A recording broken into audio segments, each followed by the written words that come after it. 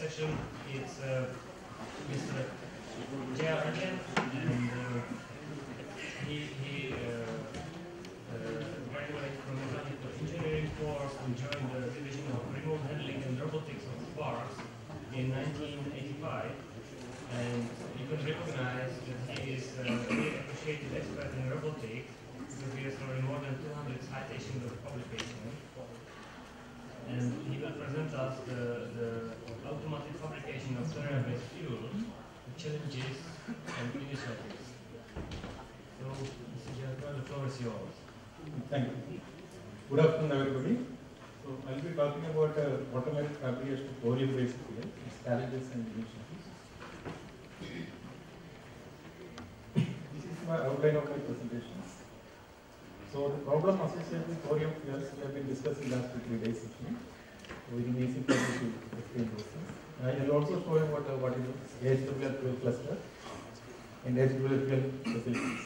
And what are the issues with automation of to be done in a hot cells. And we have made some mock-up for pellet fabrication, fin fabrication and cluster assembly, but some ones are being done, some of them are completed. And I feel that automation cannot be explained in words and figures. So I have included a small video also in my presentation. I'll show it before we come to the session.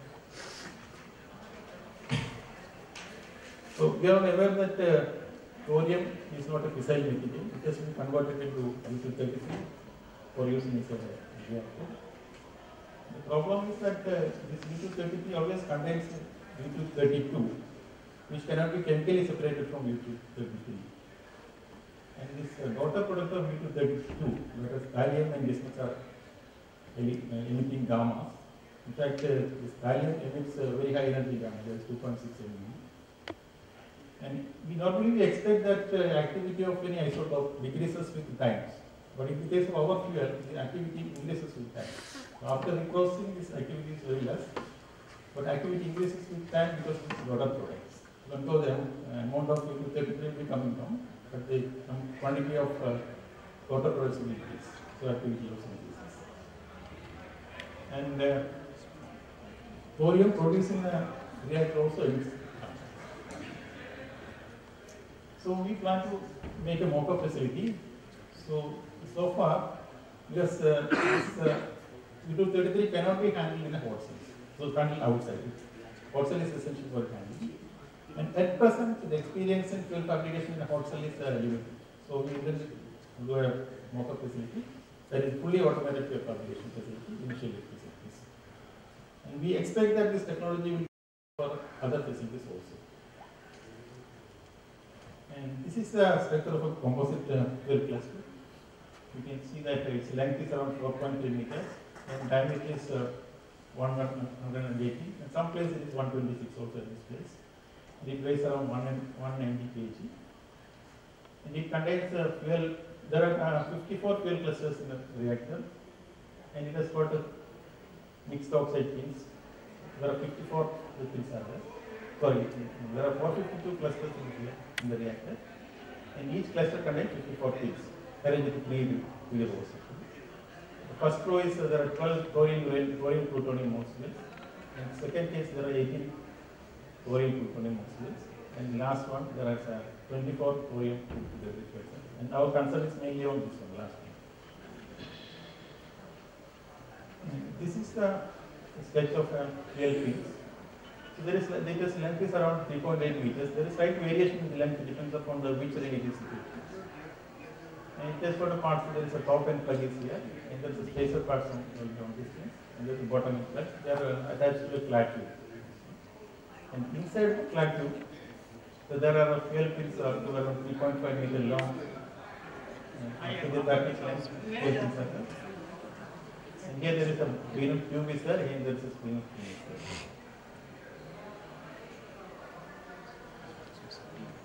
This shows the fuel pellet. Its diameter is around 9.8, and the length there is a variation in length. If we are considering our mock-up facility, we consider 12 mm to 14 mm length. So we have, as I told you, we have made a mock-up facility for different, divide the problem into 4 parts. That is powder fabrication, pellet fabrications, and pellet inspections, and the pin fabrication, cluster assembly, and disassembly. So So this radiometallurgy division, DRHR and ED and DD are involved in this developments. And we have taken help from A3F Kharagpur, reactor engine division, NFC, and some of the systems are installed at Cyrus Reactor Hall. We have taken help from reactor also for that. So AHW has got a closed fuel cycle. That means it uses a self-generated liquid fuel.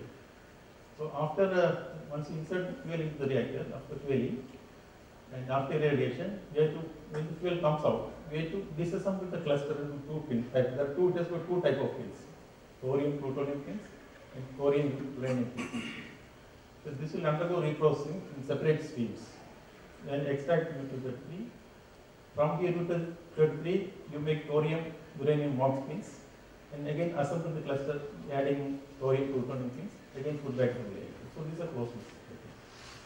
And this site, all these facilities should be located in the same place. So this is the reactor site, HW reactor site here. So this is HW reactor. And there will be a fuel building which contains fuel transformations, and fuel will be loaded from here, it will be unloaded from there. Fresh fuel will be loaded into this one. Irradiated fuel will be coming out from here. And this one, thorium, plutonium pins will be fabricated in one of these facilities. That is basically a thorium plutonium fabrication facility. And thorium uranium pins will be produced in another facility. And they will be brought to one for the assembly. So after assembly, we make fuel. Again, after irradiation, this cluster will come to the same facility. And this will be separated into thorium plutonium pins and thorium uranium pins. It will go for reprocessing. In fact, waste management facility also will be located in the same place. At present, DHWR, if you know that there is a fuel fabrication that is done at Hyderabad, and reprocessing is done at Kalpakam or Kharagpur. And reactors are located in different places. But in case of DHWR, all these facilities should be located in the same place. I will zoom some of the part of this one. So this is the facility for thorium plutonium fabrications. As you know that the plutonium emits alpha, so it has to be contained in a glove box. So from the thorium powder from the thorium plutonium powder, we separately mix it together here because green pellets are produced in a press. It undergoes sintering. Then from the sintered pellets, you make a fuel pins. So all this operation is performed in a glove box here. And after making the pin is decontaminated. Once the pin is decontaminated, you can handle them with the bare hands. It will not badly. Alpha cannot come out of the clad structures.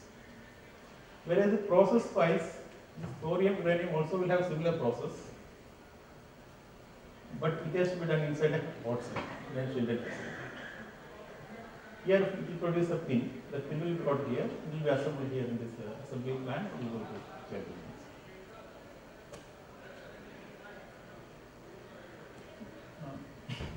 I have shown a sketch of glove box and a hot cell here.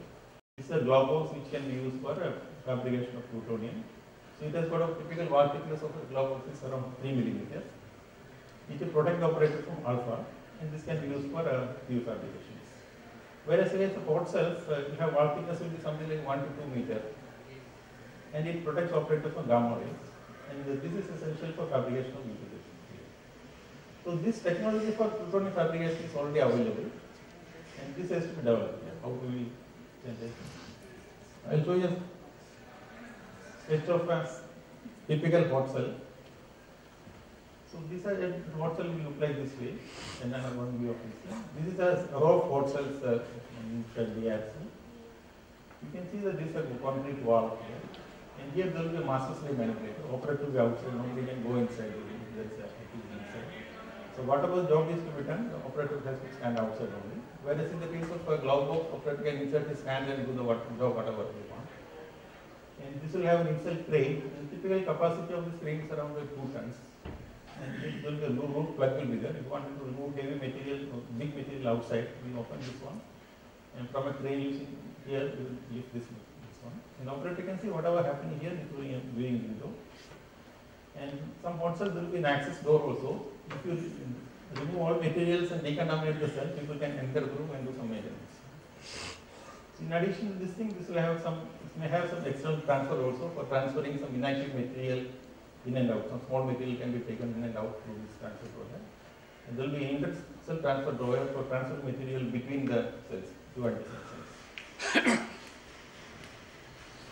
So these are the major considerations that we have given in our designs. So one is that design for remote maintenance and replacement. And this is required for the actual plant. And optimal use of hot cell space. Then level of contamination should decrease progressively. That the powder will have more contamination. It decreases with the pellet. It should decrease in that order. And in our design should avoid cross contamination. That is, the contaminated project should not move from other cleaner cells.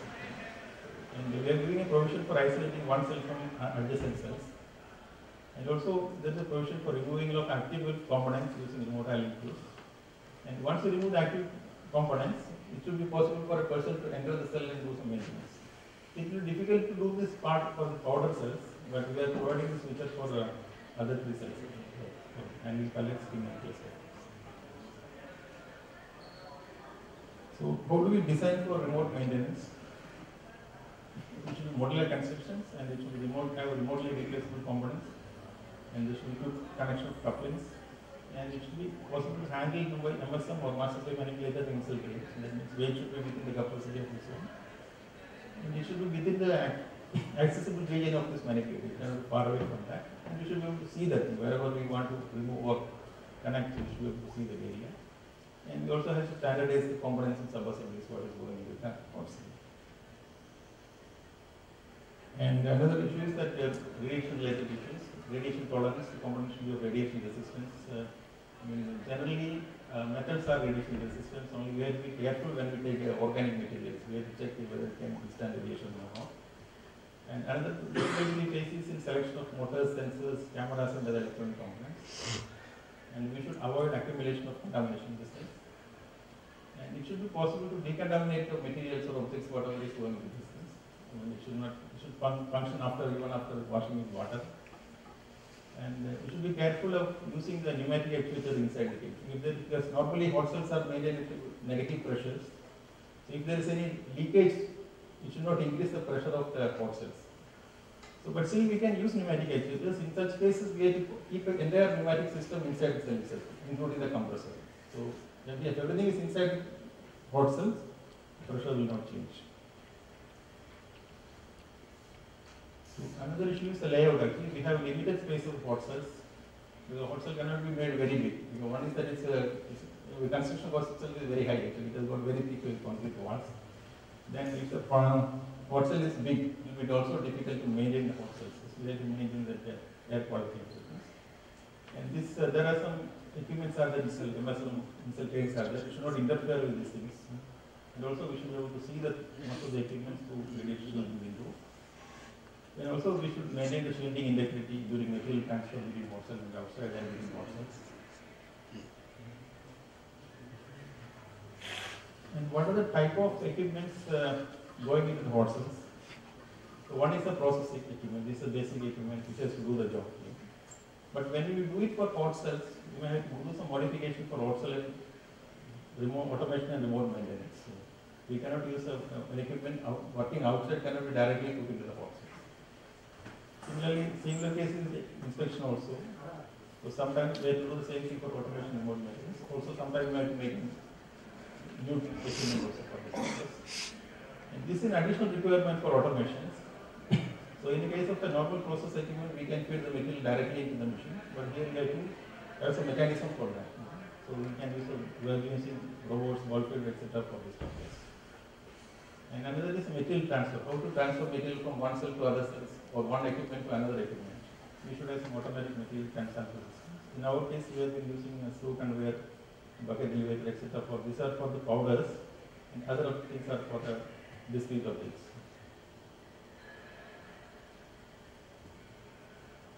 Then here we have modified some of the containers for automatic loading and unloading, like a sintering board. Earlier it was a very simple board, but it was not easy to automate loading and unloading. So we have modified the design of that. Similarly, a degassing cage also we have modified. And some more equipment we have modified for this purpose. And actually, as also we have remote handling tools. Then there should be some feature for remote viewing, RS remote shielding window and CCTV cameras, and of course control of user. So, but we are not made in the actual system. We have made a mock-up facility. So we have not made exactly the actual system. We have made some relaxation specifications, like what are the components used for testing are inactive. So powder we have used zirconium powder, and pellets and pins are made of stainless steel for our mock-up testings. And some of the proven equipments and proven entities we have not tested everything actually. Some of them we have skipped actually, but we have demonstrated all the necessary movement of materials and tool for this one. But we have done all dimensions inspection for the pin and tube, pin and pellet. And in some cases we have there are multiple of tools are coming in different places. We have demonstrated only one in such cases. And major part is the actual layout is modified to accommodate the space available. And some of the components that we are using are not radiation resistant. But at the same time, we made sure that equal radiation proof components are available. So at any point of time, we can replace this component by the radiation resistant component. This is the actual fabrication flow sheet for thorium into ThEC15. So these flow sheets are similar for other fuel materials also, except there are some parameters like temperature, drain temperature, etc. are different. So one setup we have made is a pellet fabrication. So this was developed by radiometallurgy division and ED engineering. I will just show you only some layout of this one. So in this cell, actually, what the preparation is done is a weighing of two oxides, and the mixing of them, and then milling, pre-compaction, granulation, final compaction, and sintering. These are the operations performed in this facility. So these are some of the photograph of this one. This finally it comes out this way. The pellet will come out in a sintering tray. And these are the dimension inspection sessions, weighing and inspection sessions here. This is SCADA cylinder. The system is already installed in the Cyrus oven. So another system is pellet handling inspection. So it starts with the pellet inside a boat or tray. So the job involved is unloading the pellets from the sintering boat, and the diameter inspection is sorting. So here we are considering different options for dimension inspections. An ideal case will be laser inspection, the laser micrometer. But we are not sure whether this laser will work in a radiation environment or not. So we are considering other options also, LVDT also, mechanical also. So we have made a system which involving all of them, and during the actual fabrication we will decide which one to use. And visual inspection of surfaces, then degassing. So degassing involves different steps here. And pellet stacking. We have to have a total length of stack should be 3.5 meter plus minus 7 millimeter. And we have measured stacking. So this is the layout of this equipment here. That pellet after sintering will come to this place, and this automatically it will push to another station here. And from here the pellet will be unloaded into a ball feeder, and it will automatically go to mechanical sorting stations. It will be classified into three categories: undersize, oversize, and actual size pellets. And actual size pellet will be picked up by a robot from here. It will feed the pellet to the LVDT stations. After inspection here, it will go to the laser station. Then you go to the visual inspection session. So here visual inspection we are not doing fully automated. Cameras will be here, and the image will be given to the operator who is standing outside of the operating area. After inspection, this pellet will go to another pellet tray. You can make a stack here. And this stack will move to this station here. Here the degassing cage will be placed here. And automatically these pellets are loaded into the degassing cage. Once the cage is filled, we will go to a degassing furnace here. We will keep it in the furnace, and after the door will be closed here. And after degassing, again the cage will come to this place, and this cage will be unloaded, and the pellet will be taken to another stacking table here, and where we make a length of around 3.5 meter of the actual length. And after, once you are sure that this length is total length is 3.5 meter, automatically it will be pushed into a clad tube. These are some of the equipments that we have already made. This is another view of this. This is the pellet unloading stations. This will have a simple here. And this is a degassing cage. This is a stacking table. This is a vision inspection table. The pellet will be kept here. And there will be 3 cameras here. Two cameras will be seeing the end faces. And there will be another camera seeing this interior surface. After inspection, this pellet will be rotated by 90 degrees. We will take 4 images of the pellet by these cameras, and operator will be given a 6 images. So this will be inside the hot cell, and this will be outside in the operating area. And operator will decide whether to accept the pellet or not. So another system that we have completed is a pin handling system. As I told you, that pin has got length of this pin. It has got length of around 3.8 meters. And the clad tube was ideal as well because one doesn't have one end. And there's a pin tray which we have made for this handling. And the pin will be coming to the hot cell in a pin cage which can contain 36 pins, or it will come with 36 clad tubes. And after the completion of operations, 36 inspected pin will be accepted, will be going out in the same cage. So these are some of the operations here. I have video of this, so I will skip this details here. And here we have some material handling is there, some inspection together, and remote visual inspection is there. And there are other operations associated with the cells. And some of the operations we are not actually performed, like top and welding, but we have demonstrated the automated movement of the pin for whatever is required for welding. And similarly, automated closing and opening of the chain for welding. This is a layout of the whole facility. It's around 2.1 meter length. We have made the system with 3 cells here, cell 1, cell 2, cell 3.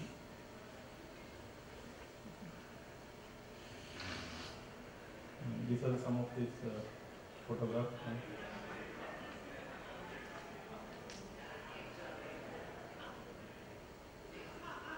This is a screen of the facility. You can see whatever operation is going on in this place, you can see that. So another facility that we have completed, we just initiated this work here. An assembly of fuel cluster.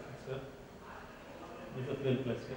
So as I told you, fuel cluster has got 3 rows of pins are there.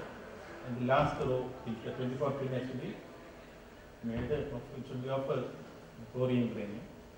To simplify the operation inside the hot cell, what we do, we make an assembly of a cluster with thorium plutonium pins in the 2 rows, and staying some dummy pins on the outermost row. And this will be taken into the hot cells, and we remove the outermost row pins and insert the thorium uranium pins. I will come to the video of that one.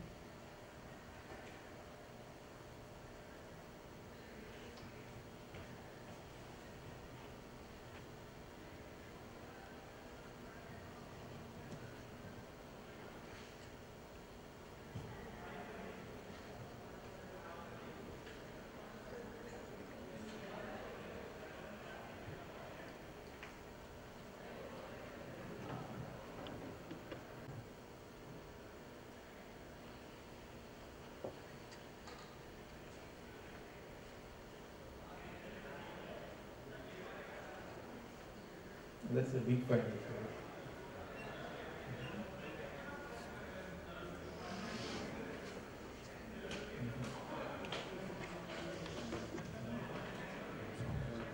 Thorium and uranium in the reactor.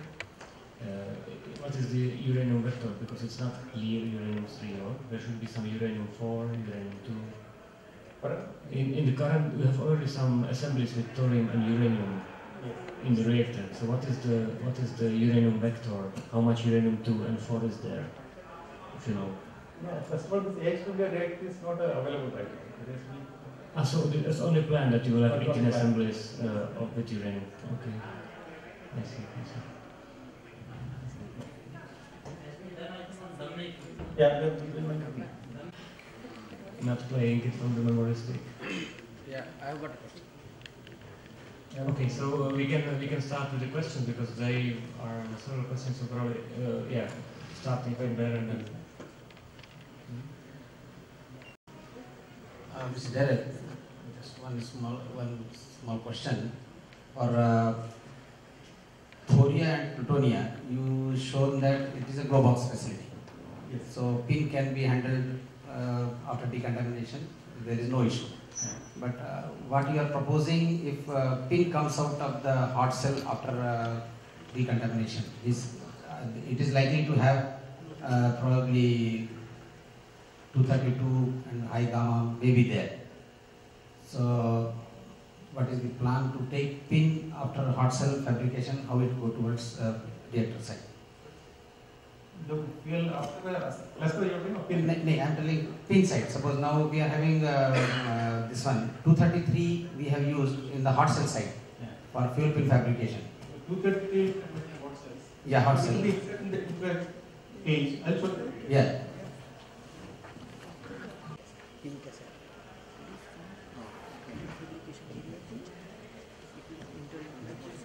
So here we have made a pair of robots here for handling the fuel cage. Flat tube will be brought to the facility in a cage here, which can contain 36 flat tubes here. So after complete operation, these things will be after assembly, after inspection of the pin, it will be loaded into the cage. 36 pins will be loaded into the cage, and this will be inserted in a cask. The cask will be taken. Yeah, I This is a tool for handling the cage.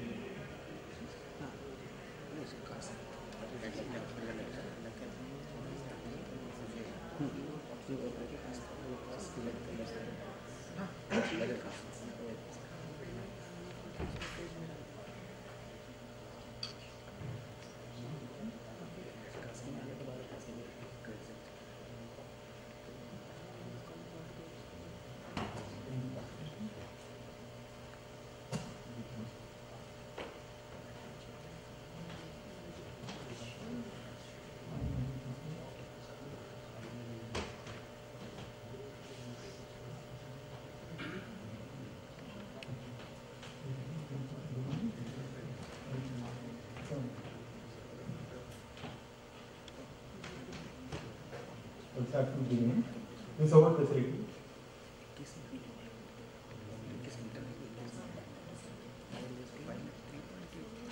So here we use two robots here, and they are operating coordination.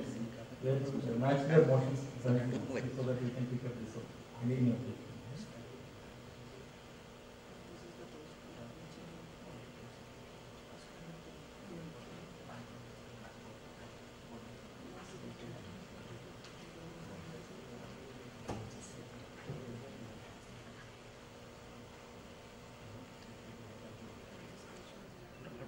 So the cage is lifted and is placed on an NC table, which can go X and Y direction. You can move vertically. So you can align any of the sources with another pulling mechanism. So after placing this, the doors are lifted. Because the cage has got two doors. So and pellets are given a push from the pin is given a push from that side. Now we are pulling out the one pin. So after pulling the pin by around 4 meters. So another pair of robots will lift this pin.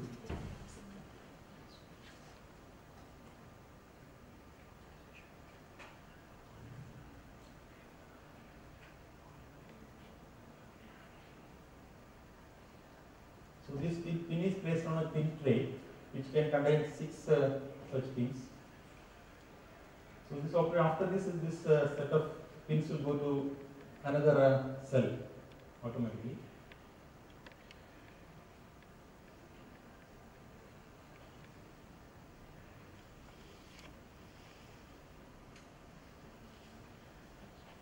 The same set of robots will lift the spin tray.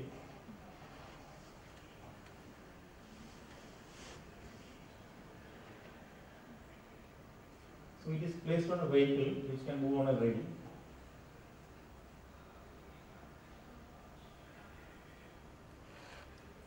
So that the vehicle is moving from one cell to another on a rail.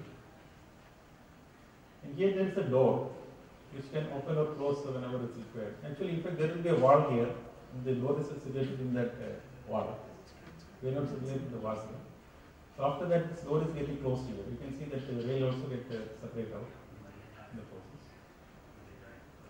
So once it goes to another cell, this pin is stays taken. This is a motion, simulated motion for welding. So whatever be the method of welding, we have to rotate the pin.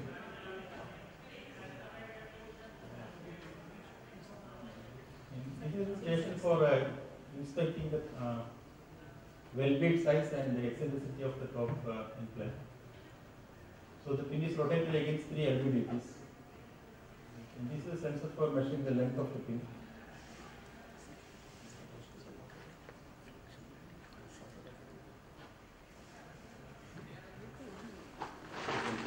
For bow measurement, the usual practice is that we keep the pin on surface plate and look for the gap below. And if the gap appears to be more, insert some filler gauge and check the gap. Here, that cannot be automated. So we have made our own method for measurement of the bow. So the pin is placed on a set of rollers. And this helium leak, to check the helium leak tightness, it's a chamber for that. The set of pins are inserted in the chamber.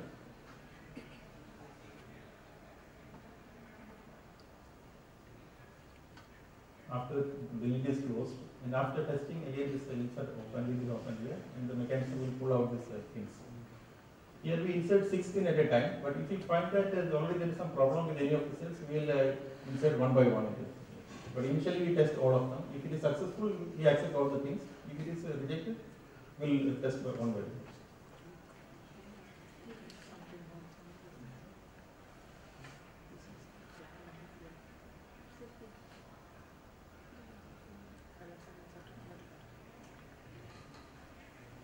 So this is the last operation. After the job is over, accepted pins are inserted into a cage. And this cage will go out, and in a shielded class we will go to the next facility.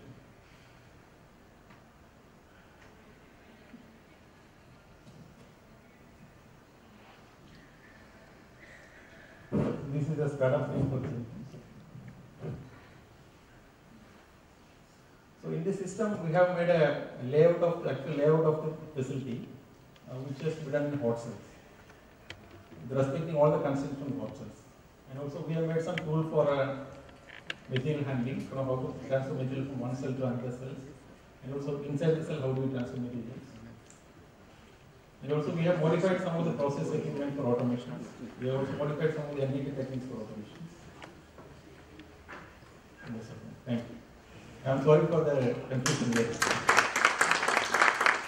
So we have limited time for questions, but there was a question by Dr. van Brukel there. Well, in France we have been operating the Menox facility, closed boxes for deploying box fuel up to about 9% deployment, 65% is done. It's very nice what you have done, but 2 questions. First of all, especially in the pallet part, okay, when you're pressing the pallet, you will have dust, you will have, you have to change the presses quite often. Yes. The design of a fuel facility is really fully conditioned how you're going to manage those interventions when you have to change, or if one of your manipulators might be stuck.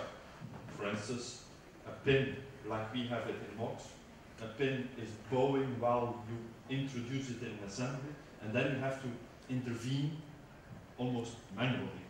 How are you going to design that kind of intervention, both in maintenance as in incidental situations when you're having that kind of radiation shift? Yeah, this hot cell will have master slave manipulators, whatever I showed you. Yeah, so whatever some normal variance has to be done, we'll be using this master slave manipulators. Just like 2 hands to the hot cells. Okay, so one last question from the audience.